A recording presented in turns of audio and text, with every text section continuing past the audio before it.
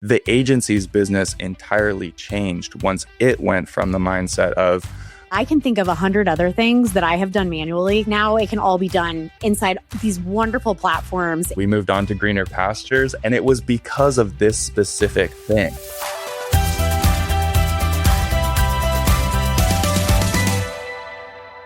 Welcome, everybody. And we are back again with Revenue Rascals. And today I am so excited to have Haplin Milgrom-Hills from GoHighLevel here today. You guys, we're going to tell you how to save time and make more money as a local small business owner today using one platform that seriously does everything. I use it in my own business, and I'm so happy to have Haplin here with me from GoHighLevel to talk about it in detail. Welcome to the show, Haplin. Yeah, thanks for having me, Michelle. I'm so excited to be here. Awesome. So tell me about your journey getting to GoHighLevel and why you love what you do. Yeah, so I am on the product marketing team here at HighLevel. I specialize in initiatives and marketing efforts specifically to empower new users to help succeed with the platform. So I focus on education and I focus on kind of new user success, particularly with quick wins, getting started and hitting the ground running and getting results fast. That's a big part of our culture here, that we're big on action taking and helping try to propel our users to really using the platform within hours or days, not weeks or months. And my journey to get here is I used to work for, let me go back a little bit. My first job out of college was working for a health club. I was selling gym memberships, right? And we were running Facebook ads. We were using, one of our members had an agency that ran Facebook ads, and he offered to work with us. We got a good deal with him, whatever. And then I ended up getting poached by that agency to go do what's called done-for-you lead nurturing for all of their clients. One of the things I was doing at that gym as a sales rep, and no one else was really doing it there, was I was following up with all of my leads. I would show up to work and I would just copy and paste snippets of follow-up messages to, the handful of leads that were kind of on my list. And we used this dinky little retail software to do it. And I was following up via SMS. And then all of those people at much higher rates than the leads who weren't, they were actually setting appointments to come do a tour, and they would show up. And then I would walk them around. And then, I wasn't that good of a salesperson. I'm still not really the best salesperson, I don't think, but I was the best performing sales rep at that health club, that high-end fitness center, because all of my people actually got back to me. All of my people actually showed up. And then even with, an okay close rate, as you might say in the sales world, they were doing really well. I was doing really, really well. And so that led the agency to reach out to me and see if I would be willing to try to instantiate that to all of their clients. So I went to go work for the agency, and we're an agency in the fitness space. We did really, really well. This is back in 2017. But the system wasn't super scalable. So I was doing done for you SMS follow-up to all the leads that the agency was generating for its clients. So we did done for you ads, plus the agency followed up with all of these leads on behalf of the clients, little yoga studios, CrossFits, small box gyms, and I'd follow up on the client's behalf and just try to set times for the person to come in and actually use the offer, which was a free 10-day pass. So I'd reach out saying, hey, when do you think you might want to come by for your free 10-day pass? And because we just added that step, we're already running ads. We're pretty good at ads. We weren't the best, cost per lead or, all these metrics. We're middle of the pack, but we had this secret sauce that was my whole job, which was to follow up with these leads on behalf of the clients. And because we did that, and we got them to respond to us and actually set days and times to come in, that just changed the entire game for our clients. It changed, it radically improved results that the agency was able to deliver to its clients in terms of actual shows, and changed the client's growth trajectory in terms of the amount of actual results they were able to see, which for those of you in small business right now, that views, impressions, cost per lead, those things are nice. And a lot of us, tried to work hard on those things, whatever. But what we really care about is being able to make sales. We want revenue in our business, right? So that's what we were able to achieve in that agency. But the systems that we were using to implement that on behalf of our clients was really, really clunky. It was like, looking back, I have to pinch myself. I can't even fathom like how complicated the multiple tools, the Zapier, the copy and pasting, and the manual effort involved was very great. I couldn't do more than a handful of clients on a given time, and it was my full-time job. But we ended up hiring. I was managing a team of lead nurturing technicians at one point to try to provide this done for you service, and it just wasn't scaling very well. It was worth it, but it was very expensive, like really expensive to do. And then end of 2018, this new tool came on, and I had already been researching tools. It was my job. Like every time I heard of a new tool, I was starting trials of this software, that software, promising to kind of help make things better. And the first one to really deliver on that promise was HighLevel. Once I started using HighLevel, I went straight to my boss at the agency and said, we're rebuilding everything around this, or we should rebuild. And luckily he listened to me, and we got into that and rebuilt our whole system around HighLevel just to do exactly what we were doing before. It was not complicated. It was just Facebook ads with just one extra little step, which is follow up via SMS to try to set appointments. And that's what we built our whole agency around, did really, really well. And I have been a huge believer in HighLevel ever since. So we started using it very early on. The tool has obviously grown since then to do a whole lot of things in 2026. Lead nurturing is still the core of what I believe its huge value is in, but it does so much to help small businesses in so many different areas of the digital marketing space. And we did a great agency run, and then we switched to starting coaching. So I've been coaching small businesses and agency clients on HighLevel implementation since 2019. And then I got the opportunity to come work directly for HighLevel, basically doing what I've been doing this whole time. And so I'm really, really pumped I've been working directly for HighLevel for about 2.5 years now, but I've been using HighLevel since 2018. And in fact, I still use it in my side businesses. So I kind of have the best of both worlds here, because I'm an employee, and I also still use it as a customer. So I get to kind of see all angles from that. So that's my whole story getting into HighLevel. Sorry if that was an earful, or if that was way more. That was amazing. I mean, that was like basically the whole episode. So like, okay, here we go. No, that was awesome. So I think that, first of all, I love the journey to where you are today, because it's really important to me when I interview people, I bring people onto my podcast, I share a voice with them. It's like, I want to know that you've played the game, you succeeded in the game, and then you did it for yourself and for others, right? So I'm thrilled actually to hear that as your background. But yeah, I can think of 100 other things that I have done manually, because I'm a little bit actually probably much older than you, that it blows my mind that now it can all be done inside these wonderful platforms. And HighLevel, every time I'm like, can HighLevel do that? And then I'm like, oh, it can. So let's go ahead and do that. All right. So let's go ahead and jump into a few things that I think that the local small businesses, especially listening today, are going to be really interested in. So first of all, this is the thing. Local small businesses are not your scaling tech startup. They are not your coaching consulting company. They're not your course creators. They're not your influencers. And so they actually don't have that much time to spend on marketing, sales, and operations, because most of them spend so much time to actually doing the thing they do, like mowing lawns or roofing or delivering med spa services. So it's really mission critical. They can do the most with the littlest amount of people. Littlest? I don't know if that's a word, but I'm going to go with it, right? And also using some automation. So they're juggling payroll, staffing, ops, everything. And especially since you're working with a lot of new users, which is amazing, because honestly, anytime you start with a new platform, it's like that first couple of months where you're like, did I make the right choice? Because you just don't know how to use it. And sometimes you try to use it all at once, right? So from your perspective, when a local small business comes to you and you're helping them get started, I'm curious, like, what are the first 3 things you have them do, other than the basics of like, set up your domain and can people email you? Yeah. I mean, there's a couple, little tech hurdles to get past, like domain setup and A2P and things like that that are on the more technical side.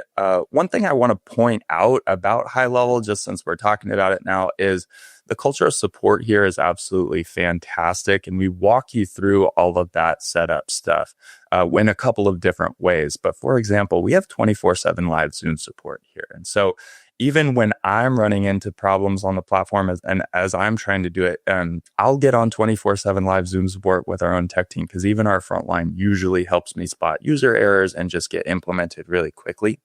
So that's like a big part of just knowing what you need to do and being able to move forward with that. In terms of like the strategic side, the entrepreneurial side, the get results side of things, we have like a lot of insight as a community and as a company into small business operations and marketing, strategies. And there's all different kinds of stories that you hear and tactics you hear about, and so much noise on the internet about, do this and this is the best way to grow and all these different things. But we actually get to see the data, and that has allowed us to get insight into seeing what's really working. And it's not that there's necessarily like one silver bullet per se. These marketing activities are not necessarily, get rich quick schemes or anything like that, but they are core foundational marketing approaches, ways to think about your business's marketing that really start up here. What I see personally is people who get the most out of our platform and out of, the whole digital marketing energy in general is they've got an idea of the way that they want to grow their business. And then they go find the appropriate tool, find the appropriate way to implement that, rather than hearing about something like, oh, I heard this software can do this. That sounds flashy. I'm going to go figure that out. And so that's what I really start with, just from a mindset perspective. And then from there, it's really just a matter of actually educating people about marketing more generally. And so I hope that the value of this show with you here today and my words today is really about helping people think about marketing differently, changing the way you think about marketing. Because if we can do that, then you'll be well positioned to go get results, whatever tool you use. There are thousands of softwares out there, and we don't necessarily like to be, just shoving high level down people's throats all the time. What we really want to do is look at what's actually working in our community and then build the tool around the proper strategies that we see entrepreneurs succeeding with. And so that's the way High Level came to be. One of our co-founders is an agency owner very similar to the agency that I was in. The reason why I know about High Level is because we got referred by that agency that was one of the co-founders of the company. So this is like small business entrepreneur is the root culture of how the tool sprung up and how we continue to develop it every day. That all said, you asked me a direct question. I want to give you a real answer here. We have seen working, and we've built our culture and our tool around this, a 5-step framework. And I know you asked for 3. I'm going to give you 5. I mean, you're just an overachiever. Yeah, I can't help it. I've got to go above and beyond. No, this is like a general framework of what we see working really, really well for small businesses in our community. That they are not just a random list of 5 things that are all interconnected in this like process that creates this awesome marketing system that we call the growth flywheel. If you're ever in High Level, if you're in our community, in our Facebook group, you'll hear people talking about the growth flywheel because it's a big part of what we do. The steps of the growth flywheel are capture, nurture, close, evangelize, and reactivate. And I know that's a lot, so I'm going to break it down really quick. Capture is just lead gen, getting leads. Businesses need leads.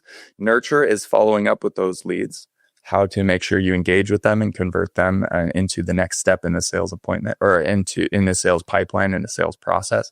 Close is making sales, right? Actually collecting revenue.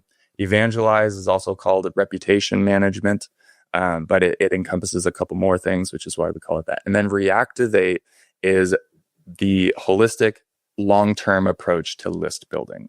And so with regards to the first 3 things that I would have somebody do when they first join the platform is I would say you want to create a standing offer.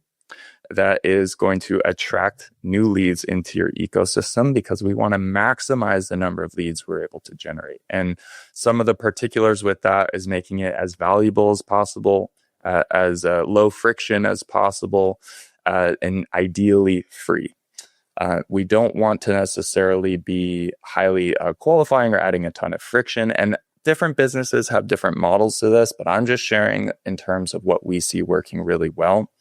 Businesses that go out of their way to give a lot of value in exchange for just contact information, to just generate that contact information, name, email, phone number, making that collection process as simple as possible is how we see people winning at the capture stage. Can you give an example? I think that, like, for me as, a consultant, a podcaster, I can think of 100 things I could give away for free that would be huge value.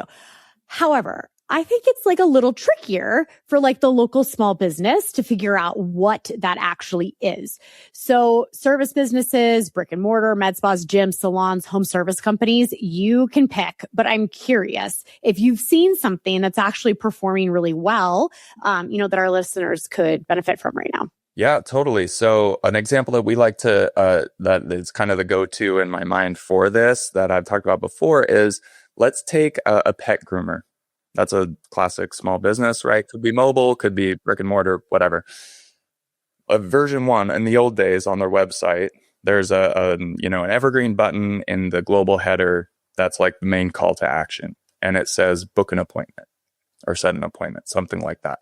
This is what we always like to show as bad example of an offer. This is because think about it, sales is a series of small commitments, and we want to make it as easy as possible for people to give us their contact information. Step 1 is just give us contact information. We're not trying to go straight to making a sale or have them commit to day and a time or jump to any real big commitment. We want them to think as little as they need to, as little as possible before being like, I want to trade my contact information for that. So 2026, good freestanding offer might be a free dog grooming or a voucher for a certain amount off of a dog grooming, or, different businesses. You get to really put on your marketer's hat and try different things and see what's the most value you can give without giving too much. Obviously, we can't give away $1 million as our freestanding offer. We'd all be broke. So there is a little bit of calculus to do. I think it's really fun to get analytical about dialing in this offer,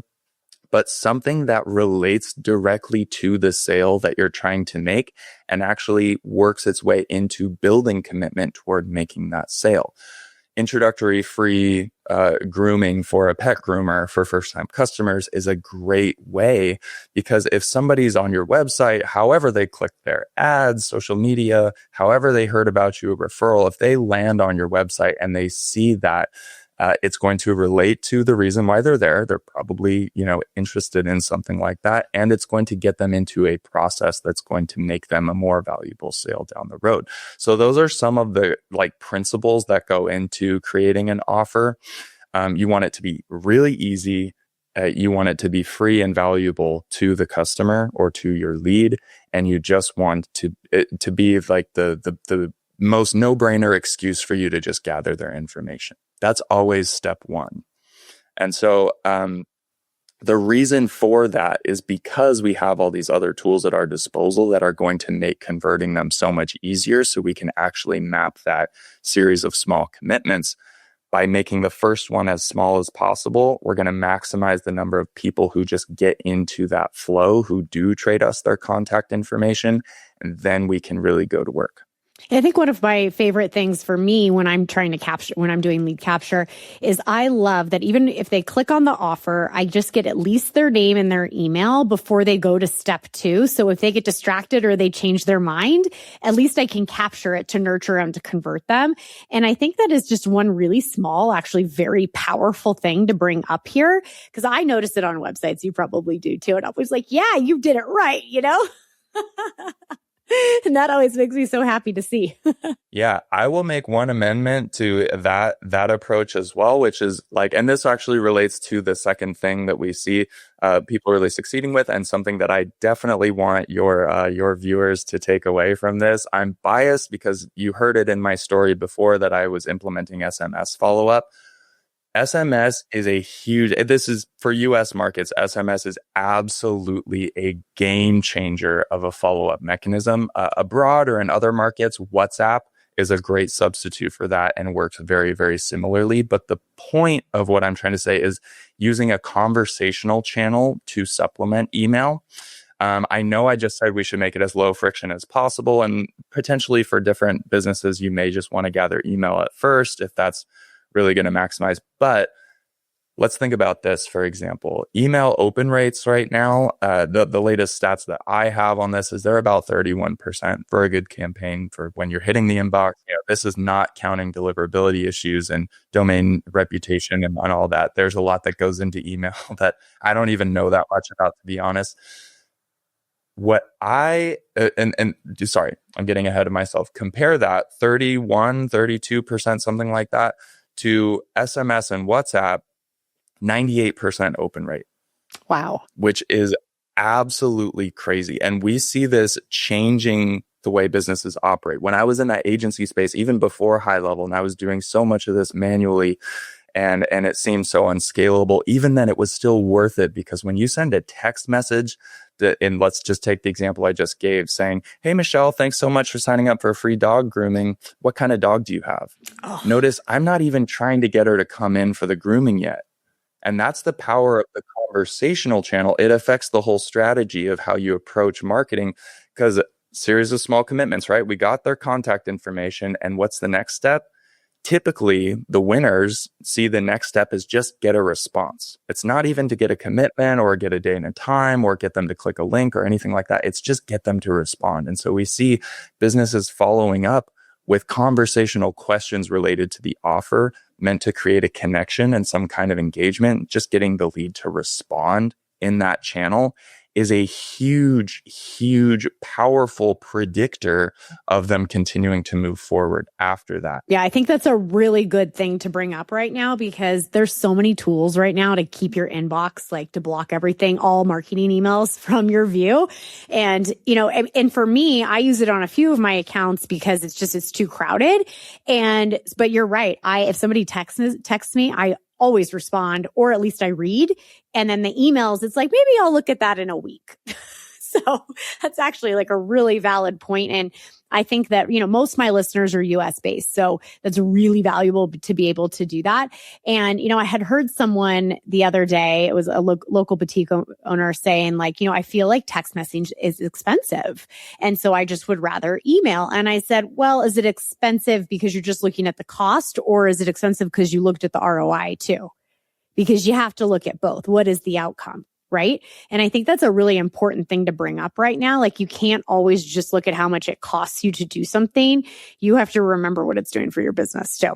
Yeah, it's true. SMS does cost more. The data around that does cost more. In terms of the ROI, in terms of the conversions, with a good offer and with a good rest of the sales process all intact, it's crazy. And I know this from personal experience, because the agency that I was working with, like when I was at the gym, they were struggling. The reason why I got poached there, not to toot my own horn or anything, this is the way it happened, I promise. The way I got poached was because the agency owner, who was a member of the gym, came in to us and asked us what we were doing so differently. What are you guys? And we're like, what do you mean? What? And he's like, you guys are the star client. That was the reason he took interest in. And I wasn't the only one who was poached. Our sales director also was poached from that health club. So I'm sorry to the health club, but we moved on to greener pastures. And it was because of this specific thing. Like, he and I were like teeing up and closing all of our leads. And he ended up going on to become a fantastic high ticket sales rep in the agency. And then I was doing the lead nurturing thing. But the whole thing was SMS. We only were focused on SMS. We had like an email drip that I do not remember ever really driving anything to me. And speaking of cost, this is back in the day when the human resources were really expensive too. It's not just that SMS as a data center is a little more expensive. It's that I was manually copying and pasting messages in.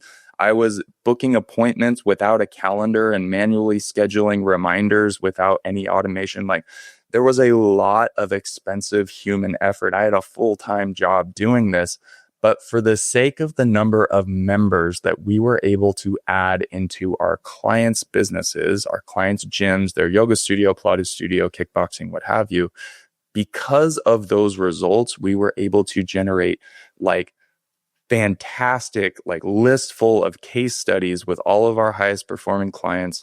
Our results got so much more reliable. We were able to deliver stuff we were really, really proud of as an agency. And if you're a small business and you've ever worked with an agency, you know it can be hit and miss. And there's a lot of different people purporting to help you grow your business. But for us, we were able to raise prices. We were able to onboard more clients. Like our entire the agency's business entirely changed once it went from the mindset of I just generate the leads and then hope my client follows up to us following up via SMS on behalf of our leads. And SMS was the whole secret sauce to that whole thing. And that's something that High Level does particularly well. And so and it's cheaper than ever now because you actually have such amazing tools to help you scale and automate. When I say, hey, Michelle, have you ever had your dog groomed before? What kind of dog do you have? That doesn't mean that I have to manually sit there and deal with hundreds of people telling me their breed of dog and trying to connect with them all. We have ways to actually scale all of this in a way that's faster, in better service of the lead, and actually helps build trust along the sales process that predicts them becoming a customer and is way more scalable and automated for the business or the agency that's trying to implement that. Yeah, so let's talk about that. So we talked about capture. Now we're in nurture right now. So what are some unique features inside High Level that will help them accomplish exactly what you were talking about during that nurturing conversation? Totally. Well, the first is speed to lead. Back in the day, I would show up in the morning and I would pull up a Google sheet and I would look at all the new names on that Google sheet. I would add them into our CRM via copy paste tab. Oh my God, that sounds so hard and time consuming. It was bonkers. I'm so glad those days are gone. I know, I have like PTSD about it or something. Well, I had to climb stairs at office buildings in heels and nylons because if you're a woman in sales back in the day, you'd wear nylons under a skirt. So, anywho, we're moving to better pastures here. Yeah, greener pastures. That's the theme of this whole episode is greener pastures. Oh my gosh, yes. All right, back to nurture conversation special tools. Huge part of this whole thing is speed to lead. I mean, that was working okay back in the day, but those leads had come in the day before, after office hours, middle of the night, morning, whatever. And MIT's actually studied this. And in one of my presentations, I talk about this study that I'd done at MIT about response times, trying to find the optimal response time. And it turns out that there is actually a very short, small window where you have a fantastic chance of engaging your lead. And that window is 5 minutes. It's not a half hour. It's not an hour. It's 5 minutes.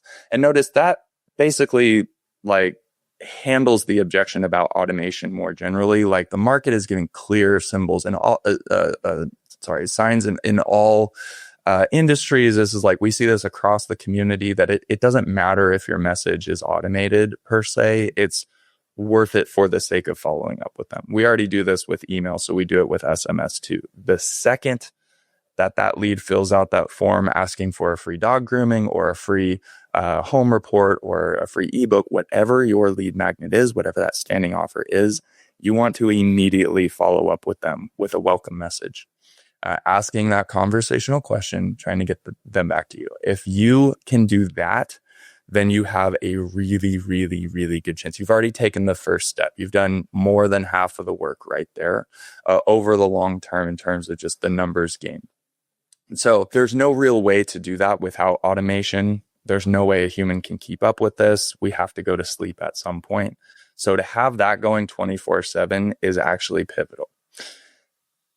The next step after that is what do you do when they actually respond? Because think about it as the lead. If I just click this button and I just typed in my contact information, typically probably on mobile for something B2C, because that's where a lot of people do their shopping and their clicking and whatever, then immediately I actually have an SMS that's right in my hand from that business welcoming me in, asking me a question. You're going to get responses. And that's a Yes. good problem. A lot of people actually run away because they're like, well, what do I do about the responses? It's like, you should be running toward that. You want people engaged with your business, right? You want them to be willing to respond to you and work with you. Conversation AI. We didn't have this back in the day, but we do now, where AI can actually go on carrying that conversation for us in an automated fashion. There's a couple really common objections, some of which I have myself, that we like. It's really, really interesting to think about. So when people have AI, do customer facing stuff like this, it's like, well, first of all, is it going to say the right thing? Is it going to this or that? AI has taken such great steps, like even in the past year, to the point where it absolutely is at the point of being able to accurately and helpfully represent a business. I highly recommend that you pop into either HighLevel or another tool that purports to do this and test it out for yourself. You can go break this thing and train it in really unique ways that we couldn't before, that actually really help it do a really accurate job. And this is all layperson accessible. You don't have to be a coder. You don't have to be a prompt engineer, although some people like to brand themselves that way. Prompt engineers are just normal people like you and me. But we have tools at our disposal, and in HighLevel, it's really easy for any entrepreneur to go in there, quickly train it up on your business.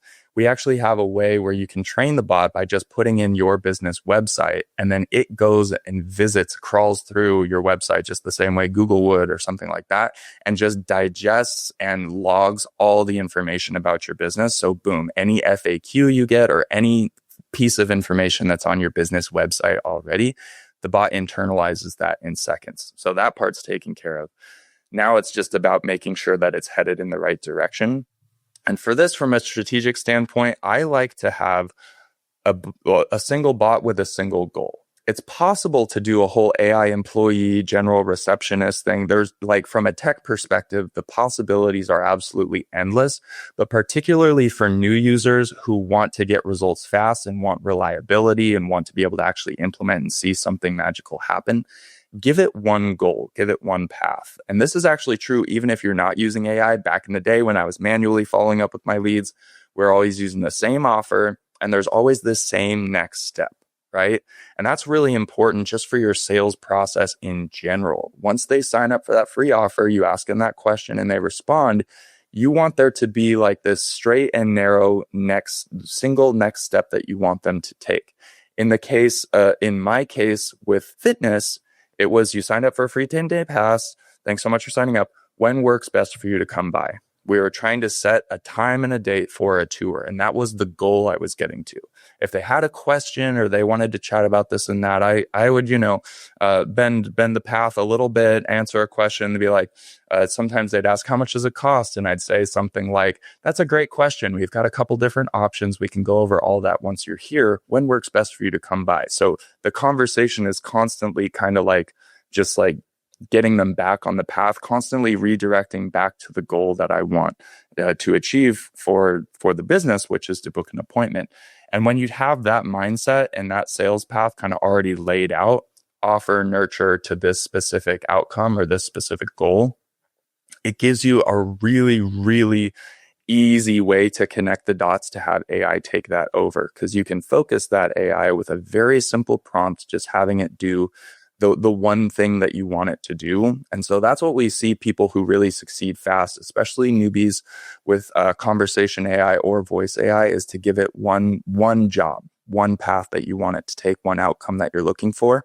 And then it can kind of always redirect people back on that. And that gives you the ability to scale that kind of offer.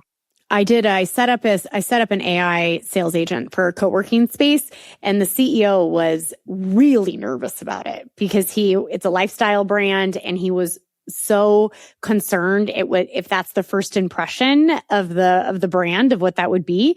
And I asked him a simple question, which took him from freak out to saying yes to it. I said, well, what would you rather have happen? A really busy founder entrepreneur tries to book a tour to come look at the co-working space at 11 p.m., but nobody's working at 11 p.m., so he can't figure out how to do it. The times that are on the standard calendar aren't available. He's frustrated, and so he forgets about it or goes to somebody else. Or would you like on cart abandon the AI sales agent to reach out and disclose actually that, hey, by the way, and I'm an assistant that works after hours, and get them booked on availability and generate that communication? And he said, I see your point. And within like 90 days, we 4x'd the conversions of that funnel, and we recaptured so much abandoned cart. Like, I don't have the stats in front of me right now, but it was like the chef's kiss. So for everybody who is worried about that, I want you to ask yourself that same question. Yeah, absolutely. That's a huge concern. It's a huge cultural piece, and culture is shifting and moving underneath our feet right now. And so there's a lot of stuff to figure out. A lot of people are really concerned. I hear the question all the time, what if they figure out it's AI? And that to me it's a fair question to ask, but it's the wrong way to think about this. We're seeing success even if people do understand it's AI. I think we're at the point now where the better way to go is not to try to disguise it. People know about AI in 2026. People are scrolling on social media and seeing crazy things that have been generated with AI. People aren't stupid. If somebody fills out a form in the middle of the night and they get a text message within a minute, they understand that it's automated already. And so we don't have to play this game of like, is it human enough? Is it gonna this, or like, are we trying to disguise it? Are we trying to trick people? No, the AI can self-identify as such, but it's okay. We're getting such clear signals from the market that it's just, to your point, would you rather have somebody followed up with or not? Because most businesses right now, if they get a new lead, they're not following up. And if they are, it's not in that 5-minute window that actually makes a huge difference for them to move forward. So a super helpful question or heuristic that I like to follow in my work is it better than what we're doing right now? Is it better than what we're currently doing?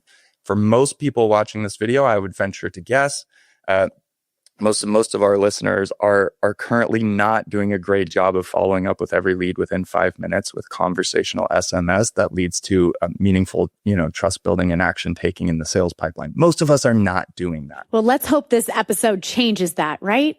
Let's hope this episode changes that. It turns out people, even if they know they're talking to AI, if they get the help they need, if they get their questions answered, if they get their offer granted, if they get their free stuff or whatever, and they can rely on that process, it turns out they're actually totally fine engaging with AI. They will actually respect your business more for the sake of the help and the service you're able to give them. They're more liable to continue down the sales path and get into that human conversation where then you can make the bigger sale or help them out and, taking the next steps. All right, friends, it's time to dig in to GoHighLevel. This is the deal. You should know this by now. I absolutely never let a sponsor come on here that I do not 100% believe in. And most of the time, they're products that I use and I'm really happy with. So GoHighLevel is my personal CRM and operating system and everything that we've been talking about today. So everything that I just described, the missed call text back, the voice AI overflow intake, the automated follow-up, all of this is built inside GoHighLevel. Here is what I want to tell you if you've been thinking about setting stuff up like this, but haven't decided on the product, because I'm going to give you the easy way right now. So first of all, I am all about price transparency, and plans start at just $97 a month for unlimited users. I don't know another product like this that covers automations, landing pages, voice AI, and allows you to have unlimited full access users. Most of the other platforms that I use, that my clients use, it's $1,000 every single time that you want to add a user. This is so powerful and completely limitless for you. Every single user, like I said, will have full access to the platform. No per seat pricing, no tiered permissions, no paying more because your team grew, which is so frustrating. One flat rate and everyone is in. See, the deal is GoHighLevel runs a free live boot camp every weekday to get you set up fast. 1 hour on Zoom, a GoHighLevel coach walks you through the setup, click by click, live with you in the room. doing it alongside, not a recording, not a webinar, or someone just talks at you for an hour and leaves you with a PDF. You leave with actual automations if you want running inside your account. They'll cover all of the things that you need to get initially set up, like your domain, phone numbers, simple automations. And heck, this will send you off to the races with call text back, reputation and review management, social media integrations, Google Business Chat, and more, all inside just the 60 minutes and completely free for you. You also get a 30-day trial to make sure that it's the right fit for you and to set up everything else that you would like. One of my favorite things is I no longer have to give my username and passwords to my social media team. Everything is built inside GoHighLevel, and with one button, it publishes to all of my platforms. So powerful and streamlined. There's even an approval process. So, nothing's getting posted without my permission and without me seeing it. If the story you just heard today and my testimony about how GoHighLevel helps me, well, register for the free bootcamp and the free 30-day trial with the link I've provided in the show notes. And I can't wait to hear about how GoHighLevel changes and transforms your business. And as a reminder, if you get set up and you have a question and you want to know how to put this into sales motions, come and show up. Show up at my free coaching calls that I run once a month. Once again, go to revenuerascals.com/listen. So we have capture, we have nurture, and now we're on to close, right? Yeah. So actually, close and reputation, that when we talk about those things, we just talk about tools that you need in order to just help you streamline those processes. For the sake of this episode, I actually want to take us on to reactivation. Awesome. Because I know we have only a certain amount of time, and reactivation is a huge piece. When we lay out the visual flywheel, the way this marketing system works, it's in a circle, right? Capture, nurture, close, evangelize.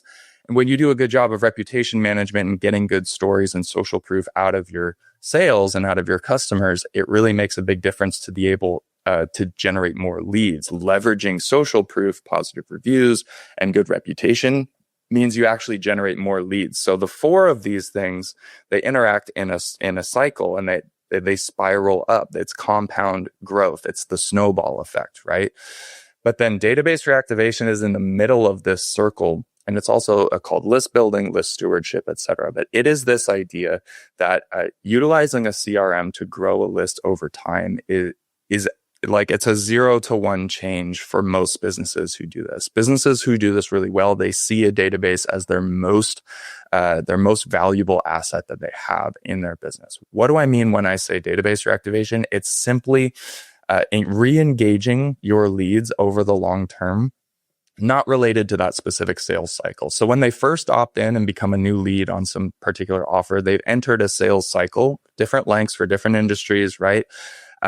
And that's the nurture step. Like, engaging them in their first sales cycle is really that nurture step. But even if you do a fantastic job automating first follow-up in 5 minutes, your conversation AI is dialed, you've got it maximally and optimally converting people into appointment set or whatever the next meaningful action in the sales process is. Even when you do all of that, you still have a lot of leads that slip through the cracks. A lot, right? You're never going to have 100% conversion, and people fall off at every step, right? And there's all kinds of reasons why. It's way too much to try to keep track of in a logic tree type of decision flow sense. Like, people will just fall off at different points. Some people get so close to buying something really expensive and they just say they're going to think about it, and then all of a sudden it's 3 months go by and you haven't heard from them again, right? Like, that it's too much to try to make the whole thing perfectly airtight. So we do a good job of capture nurture, but then we also have this beautiful safety net, this mechanism that catches all the leads for all time, called database reactivation. Imagine we're doing all sorts of different marketing activities. We're running ads, we're doing SEO, we're in-person networking. We've got, we're trying to work with influencers on social media to try to promote us. We're doing whatever we can do to try to get more business. People are coming in from all over. We're engaging them in the sales process. over time, that list of contacts is going to build. And so many businesses right now are still running their lead process on Google Sheets, like my old business was. We need to get those leads into a CRM. HighLevel's got a great way to do this. There's other tools to do this as well. But once they are there in that list, over time, that list builds. And you can do something like click all contacts, send SMS. Hey, how's it going? Just wanted to check in and see if you're interested in getting a free this or that this week. Or, hey, how's it going? Happy this day. We've got a couple leftover free 10-day passes here at the front desk. Are you interested in one? And it doesn't even have to be offer specific. We see businesses reaching out to their list just with engagement stuff and links to posts on social media, just ways to stay top of mind.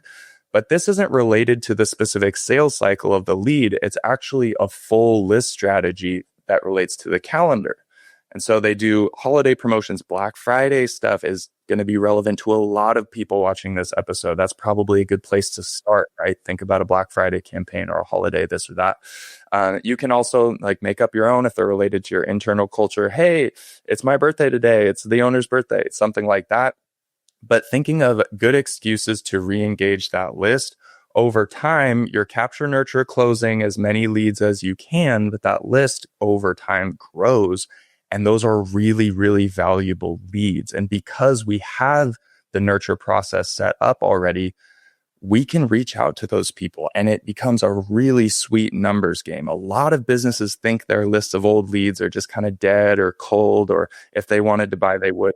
And it's absolutely not true. It's just something that is flat out not true. It's a sales myth from last century, but this century we know we can reach out to those people, and it's a numbers game, right? Not everyone's going to be interested. There are cold and dead leads in there, but let's say we're going to get a reasonable expectation might be if we send out a free offer to a list of folks via SMS, conversational with a question, soliciting them to just respond to us, making it really easy to take advantage of. We might get 2, 3, 5% of people responding, saying yes, and taking meaningful action in the sales pipeline. If you have 100 leads, that's 5 more leads that got reactivated that round, right? But if you got 10,000 leads, what's 5% of 10,000? That's going to be, that's 500 of them, right? Yeah. Who here would like to have 500 people raising their hand? Are you going to get to a list of 10,000 overnight? No. But the capture, nurture, close process helps you build that list. So these things work together because when you do a good job of capturing leads, this is why at the beginning I said it's really important to make something valuable and free and maximize the number of contacts that you're generating up top. We don't want to make this hard. We want to maximize the number of contacts because not only is that more sales you're going to make in that sales cycle, but it's going to maximize the growth of your list. So the first time you reactivate on a list of 500, you get a handful of hands going up. But over time, businesses double down and continue to build. The snowball continues to roll, and every contact that they generate from now until the end of time is going to get meaningful reactivation, anywhere from once a month to once a quarter to whatever cadence you decide is best for your business and for your list management strategy. Yeah. And I think that if we take the fitness example I just wanted to make it really real for everybody here. If you're a fitness studio, this is so practical. How many people switch their fitness studio or gym every 90 days, 6 months, 1 year? They get hyped on something and then they're like, never mind, I don't want to do Pilates anymore. I think I'm going to go back to CrossFit. So the point here, everyone listening, is there's practical, real reasons why people would want you to engage way beyond the point of when they originally came in. So think about it. If you send out something about your fitness studio and a bunch of leads who came in 6 months ago from a campaign are like, oh yeah, you know what? I should do that. Maybe I should try something different. I'm kind of sick of Pilates, right? So this is how easy it is and practical. And I just wanted to double tap on your reasoning behind it with a real life something so everyone knows how sticky this can be. Yeah, there's so many different reasons people fall off and reasons why they might be willing to get back on, to your point, right? And we saw it happen in the agency when I was running database reactivation. Sometimes they'd have additional walk-ins just coming in off the street, being like, hey, my friend said you guys had this, or there's a whole word of mouth buzz. It's so helpful. And even if somebody doesn't respond to that specific one and take action that day, having that mechanism keeping you top of mind means that the second they do decide to, in the fitness industry, we might say, get up off the couch and make a change in their lives, the second that person, for whatever reason, at some point signed up for something and they lost motivation, whatever, maybe a year goes by, maybe they're in a less healthy place and they decide that, it's time to actually do something. The first business they're going to think of is not going to be anyone other than yours, because even if they never responded to you, to any of your actual messages, they still saw them. You still got a 98% open rate. You're still top of mind for them when it is time for them to start making buying decisions. The businesses that do this are winning right now disproportionately. And they're able to really control the flow of when they decide that they want to make more sales. They are getting the most value out of all their leads. It opens them up to be able to invest in more marketing. So if you think maybe running ads is really expensive, maybe I'm not sure if I'd actually see the return on that, that's probably true without good lead nurturing and without good reactivation. But businesses who do a good job of nurturing and reactivating know the value of a new contact over the long term. They're playing a different numbers game. Their snowball is rolling and rolling and rolling. And over time, they're just going to get better and better and better. And the best part about this is it doesn't matter if you have 10 contacts in your database or 10,000. It's the same number of clicks of a button for you to be able to engage all of them and have AI assist you with that and do it all for you. So the scale here is unlimited. And that's the real key, is that you can do this at scale without needing to hire a whole lead nurturing team or invest in a call center or do some other crazy expensive service. The process is the same now as it will be when you've grown to 10,000 leads in your database, and you just do the same thing every time.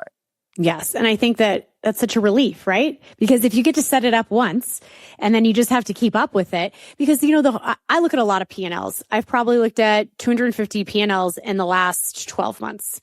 And wow. Yeah, it's a lot. So anyway, because I won't touch someone's business until I see what's actually going on, because in my opinion, it's really irresponsible for an agency or a service provider or a consultant to come in and say, I can make this huge change in your business. I'm going to do all these things. And then you don't even know what you're starting with. So anyway, I look at a lot of them. And for local small business owners, like the margins are not there. Like if you were an online business or a tech scaling startup, tariffs have really hurt a lot of people. And, just like the simple things, like there's this beautiful little gift store in Park City here that I love. And she was telling me a story. She has these beautiful branded shopping bags, and they wrap everything. That's the way like they just like delight their customers. Everything gets wrapped like in a gift bag. And that's like her thing. Well, not triple pricing, not quadruple pricing, but like a 300% increase because her source was from China for these bags. And she's like, I can't, it won't math. Like if I make that change, then I'll lose profit on like most of my items. Right. And so she couldn't do that. She had to find something else. So what my point is, what we're talking about right now, and I really need to just like double click on this one, is that this doesn't cost more money of people and employees and your hours and all of this. There are some costs for, yes, sending text messages, but nominal comparatively to having to hire someone part-time or skipping all of your kids' soccer games because you're manually sending things out at 8 p.m. at night. So the cost is not that high to get the outcome. And I just need everybody to hear that. Yeah. Businesses have been investing in trying to grow their sales since business has been around, right? And every time you're trying to level up your sales, it's a bit of a math problem, right? You're thinking about how much am I going to spend on this or that versus how much do I think I'm going to get out. And it's all relevant and it's all fair, and you should be thinking about this and thinking critically. But I'm here to tell you that investing in follow-up via some conversational channel, SMS or WhatsApp, and having AI automate those conversations and drive that movement down the sales pipeline, it's one of the most no-brainer investments you can make right now. Oh my gosh, I loved this. I mean, everyone listening, you must have at least 3 to 5 takeaways and 3 to 5 things you can go do right now. Now, remember, if you are not a high-level user right now and you want to check it out, go to the show notes, click my link, and you'll probably end up meeting Haplin on the other side. So, okay. So before we wrap up, right? So before we wrap up, Haplin, what is the most rascal thing you have ever done in business? Yes, I almost forgot this was coming. So I mentioned that I'm not just an employee for High Level, but I'm also still a customer and have been this whole time. And I have side businesses, and I won't share too much about the details of those businesses, but it's related because the most Rascal thing that I have ever done is this isn't advice. I don't know if this is going to be helpful or insightful to your listeners. It's just what happened. This is the reality.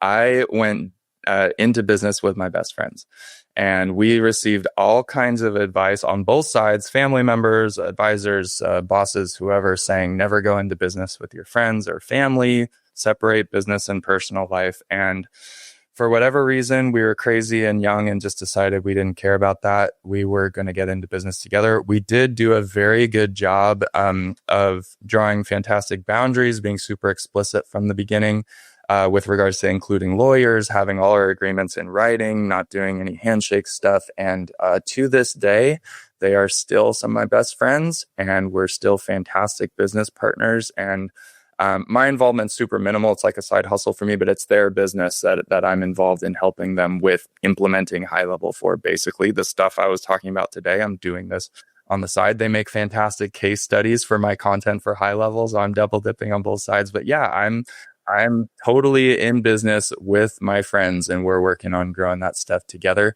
And I couldn't be happier about it. And a lot of people told us that we shouldn't do that, and we didn't listen to them. And I'm really glad that we didn't. Oh my gosh, I love that. Yeah, you hear more horror stories than not on that kind of stuff. So I am thrilled. But you said something actually really important, is that you didn't do any handshakes. I actually think if we were to go back and look at all the broken up friendship partners, like how many of them actually did that in the beginning?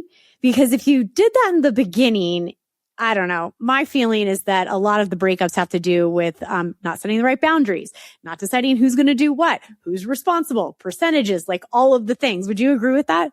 Yep. I think that on the one hand, there's really no true substitute for actually having trust and good communication, but you absolutely also need a form of that good communication is having clear, legally binding agreements in writing. Whether you're working with friends or enemies or whoever, like, you should do that. That investment in just a paid by the hour lawyer to draft up some documents for us, that it was one of the best investments we made in that business. So highly recommend making things formal, making things official. Take yourself seriously, take your partners seriously, and set yourself up to have the best shot at actually growing something that really matters. Yes, absolutely. Okay, guys, I have something else exciting to share with you. Now, if you're interested in High Level and you want me to also put my strategy hat on for you, then you can jump in and you go to revenuerascals.com/the local guild. You get a 7-day free sales jumpstart with me that includes all of the juicy items that we were talking about today of how to set it up in High Level. And I'd love to have you in there. So jump on over there and you get that bonus, the bonus time, all the people's helping you. So Haplin, thank you so much for being on the show. And is there anything else that you would like to end with? Just with gratitude. Thank you so much for having me. If anybody watches this or based on this episode, if you're thinking High Level's right for you and you get in there, hop on your one-on-one kickoff call. We will get on a live call with you. We've got 24/7 live Zoom support in there. And that's kind of the first step, is to chat with you about your business and help you start clicking buttons and taking meaningful action. So we're going to hold your hand with it.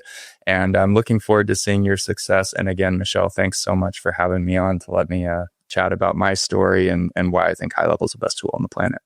Well, you are very welcome. You are lovely to have. Okay, everyone, till next time, stay Rascal. Thanks for listening to Revenue Rascals, where we turn bold ideas into predictable revenue and prove that breaking the rules can still build empires. If you love what you heard, do me a favor. Tap the links in the show notes to support our sponsors. They're the ones keeping this show free, so I can keep ungating the strategies that help you scale faster, lead smarter, and take more freedom home with you. And hey, if you think you'd make an incredible guest or know someone who's built something worth studying, email me at hello@michelleterpster.com. And until next time, stay sharp, stay bold, and stay just a little bit rascal.